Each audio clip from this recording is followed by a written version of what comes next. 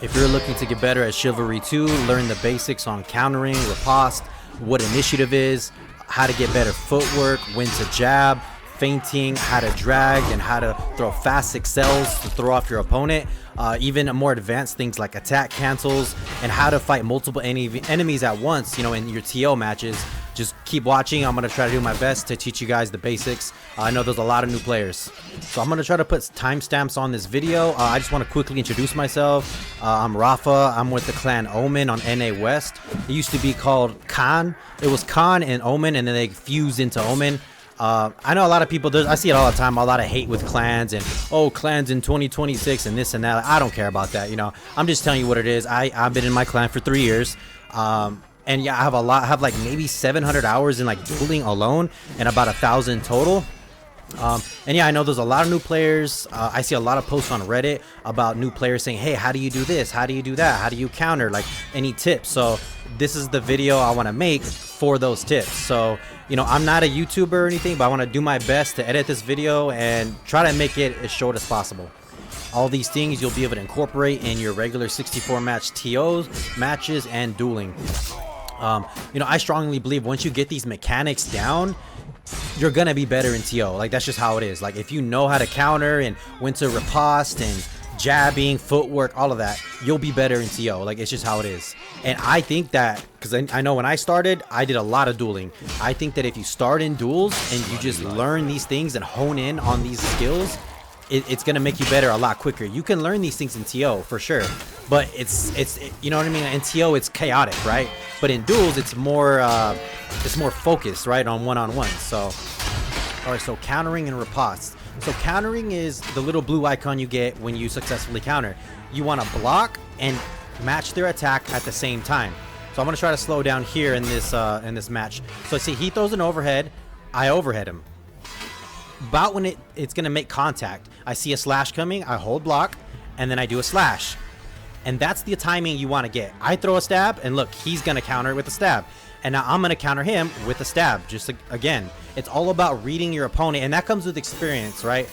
You got to play the game, and you'll start to see what a stab looks like, what an overhead looks like, what a slash looks like. But again, you block and match their attack at the same time about when your two weapons make contact.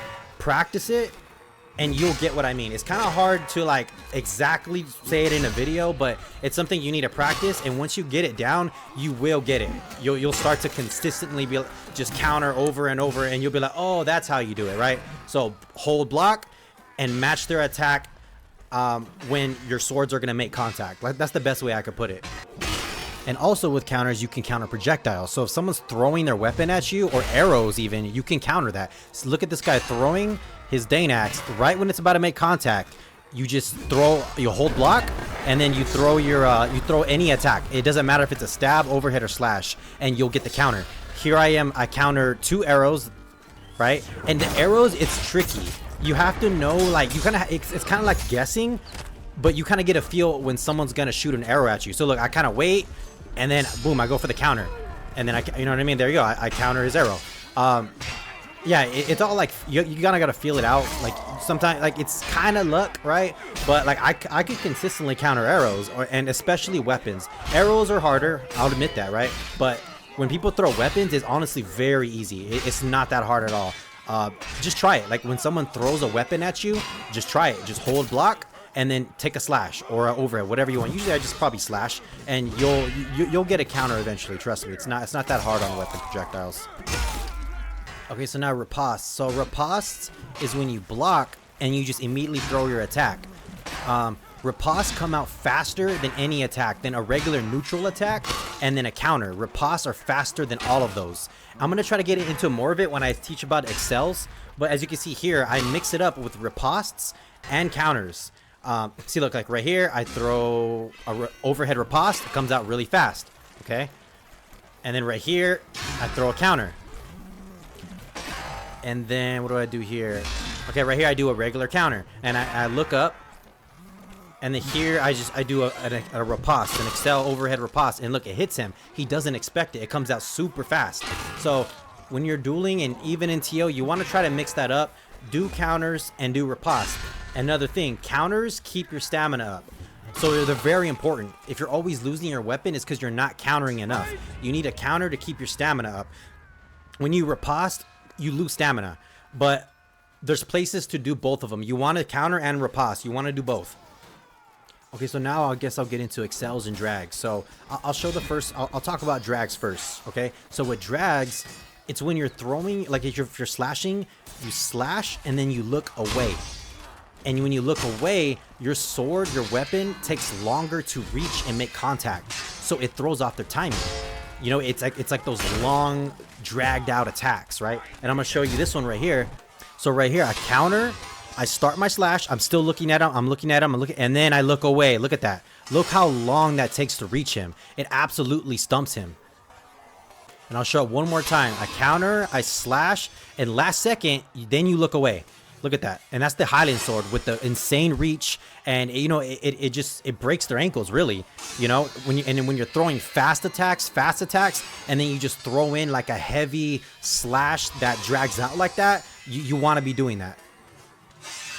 Okay, now with accels, it's the opposite. Now I kind of slowed this down again. It's easier to show. So in this duel, I throw multiple accels. So right here, that's about like a normal attack. Right here, I accel the slash. See how I look into it and the blade just comes out instantly, right? Right here, I do an overhead. Look, I look down, it comes straight down on top of him. Okay. Right here, kind of like a normal speed. That's an accel. I do a heavy on that, and so I want you to see my killing blow on this guy. After all those accels, I do a heavy drag, and I get him, right? Because I threw an accel, mixing it up. And then my last killing blow was a drag. I dragged out the slash, and that caught him off guard. And I just want to focus on the accels and kind of exactly what I mean. So check this slash out. Look how I look into it and instantly I turn to the right. So that tip of the blade instantly hits him, right? That's in a pretty exaggerated accel, right? But that comes out fast. See, when I look down, that sword is going to take less time to travel and it's going to hit your opponent quicker. Okay, right here, I do like a slash to slash feint. Look at the back of the sword. Instantly hits them. You see what I'm saying? And that sometimes I get hits like that because like they won't expect it, you know? So those are essentially accels. You want to be doing accels, doing regular speed attacks, and your drags, which I showed you, all while feinting as well, right? Like a slash to an overhead or a stab to a stab, and you know, things like that. You want to mix it up. And I want to tell you why accels are so important, especially facing one-handers or like this guy, Katars. So look, this guy gambles me with a stab on his Katars, even though I'm throwing accels. He gets me one time, right? Okay, I'm gonna accel right here. Not really. Okay, right here I'm gonna accel a slash. Okay, I'm gonna accel another slash, and look, he tries to gamble me. I get him, I punish him, and then now I get him with the overhead slash, just to throw him off. You know what I'm saying? So a lot of times when people have one-handers, they will gamble you all the time. And if you're just throwing random, you know, like every 2 or 3 attacks, throw an accel riposte, whether if it's an overhead or a slash, you'll catch people on their gambles. Initiative, because I was just talking about it right now. So I think the best way, again, is to slow this down. So I'm basically just gonna go back and forth and tell you who has initiative in this engagement. So he has initiative. I have initiative. He has initiative. I have initiative. He has initiative. I have initiative. So you see what I'm saying? So if you see the pattern here, whoever, it's like you're taking turns back and forth. Now right there, he hits me because he landed a hit. He has initiative. That's why I went for a jab. However, he jabbed at the same time because he's a good player. So by jabbing, he cancels out the jab because he jabbed at the same time as me, right? So initiative is just, it's kind of like this taking turns. Like this is kind of how this combat works in this game. See right here, I have the initiative. Now he has the initiative. I don't know how he missed that. He has the initiative. Now I have the initiative. He has the initiative. So you see what I'm saying? So that's kind of how initiative works. And now I'm going to show what happens when you hit outside of your initiative, right? So this guy, my initiative, and then look, he tries to gamble me. I'm going to slow it down one more time. So right here, I have the initiative. I go for accel slash. Look, you see, he tried to swing. He tried to gamble me, and I got him. He was open, right? Because he tried to gamble me outside of the initiative. Now I'm going to show this clip one more time. So this guy has a lot faster weapon than I do, right? And this guy still connects with his gamble right here. See, I excel it, but the overhead accel on the Messer is not as fast as the accel slash. As you can see, I'm gonna show you again. Hold on, after I counter this. So right here, I go for the accel slash, because I know he's gonna gamble me, right? Accel slash, look, see, that's much faster. So I actually punish him on that gamble. But sometimes some weapons are a lot faster than yours, and even if they gamble, sometimes they can still hit you. But that's essentially what gambling is and what initiative is. Talk about some target switching and fighting multiple enemies at once. So when you're countering, you have an active parry window that's in front of you, and you'll be able to counter essentially any attack that comes your way, including throws. So when you're facing multiple people, you want to make sure that you have them in front of you and not to your side. So I'm going to slow it down right here. So I take out this archer real quick.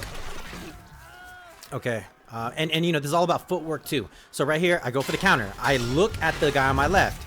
I get an active parry on that guy on the left. I target switch, overhead accel to the guy on the left. I drag out a heavy slash, try to get as much cleave as possible. And then I target switch again to this guy on the left. And then I go for another accel overhead. So yeah, you just want to be target switching. You got a guy on your left, you got on your right. Counter, you riposte, you switch to the guy on your left, you switch to the guy on your right. So right here, I go for a riposte, and look, this guy throws his weapon, and I got an active parry. So because you riposte or you counter, you're gonna have an active parry window. And as you can see there, I instantly was able to block and deflect that guy's throw.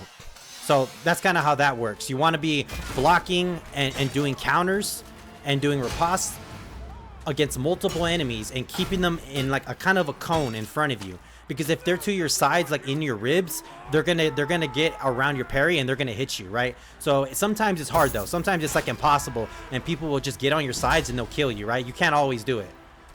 Or here's some more target switching multiple enemies. So here I counter, switch over to the next guy.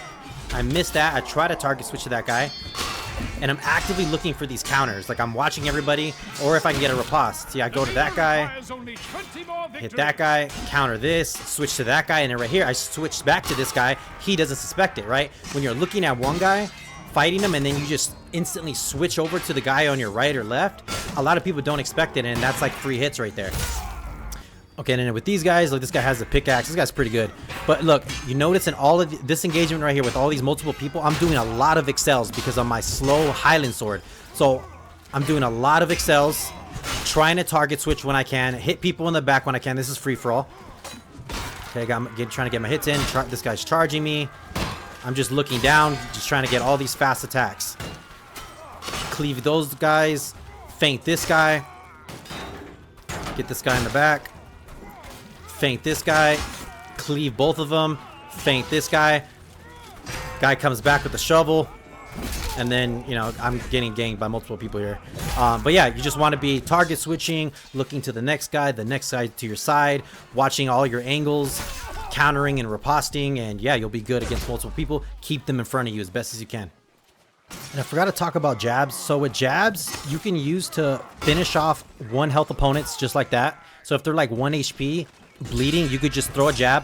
Okay, a lot of times when you hit someone, they're gonna jab, right? See, you can block the jab, and as you can see, he goes for another jab. Now this is like something that even I do, a lot of people do. When you get hit, you can jab them to now neutralize the initiative. See, look, I block it, and I get an extra hit, and then look, he goes for another jab, right? It's a bad habit. Okay, I do it too though, but because, you know, when you hit somebody, I talked about it earlier, when you hit somebody, you have the initiative. However, when they jab you, they break the initiative, and now it's back to neutral. So, you know, when you get hit, it's not a bad idea to go ahead and throw a jab. Right here, I hit this guy, and he instinctively throws a jab. I block it, and then I hit him again. See what I'm saying? So you can get punished for it.